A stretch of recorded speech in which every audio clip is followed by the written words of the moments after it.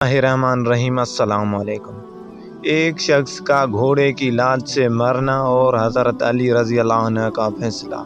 जब रसूल सल्लल्लाहु अलैहि वसल्लम ने हज़रत अली को यमन का काजी बनाकर भेजा, इत्तफ़ाक़न एक दिन एक घोड़ा अपने मालिक से भाग गया। भागने के दौरान उसने एक शख्स को लात मारी।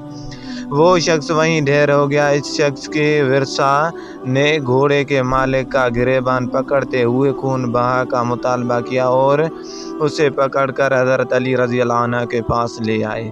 उसने आप रज़ी अल्लाह अन्हु के सामने गवाह पेश किए कि घोड़ा घर से भाग गया था और उसने दौड़ते हुए उस जवान को लात रसीद की। हज़रत अली रज़ी अल्लाह अन्हु ने फरमाया, घोड़े के मालिक पर दयत नहीं है। मकतूल के वर्सा रसूल सल्लल्लाहु अलैहि वसल्लम की खिदमत में हाज़िर हुए और बतौर शिकायत हज़रत अली की, या रसूलल्लाह सल्लल्लाहु अलैहि वसल्लम, अली रज़ी अल्लाह अन्हु ने हमारे साथ जुल्म किया है, हमारे मकतूल के खून को रायगान करार दिया है।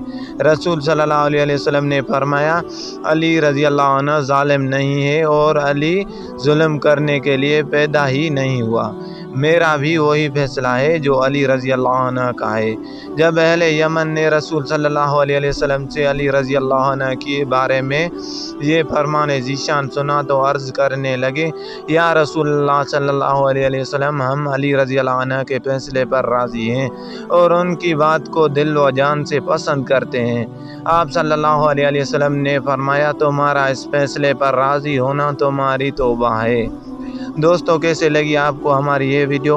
अपनी राय से ज़रूर आगाह कीजिए। अगर पसंद आई है तो लाइक और शेयर ज़रूर कीजिए।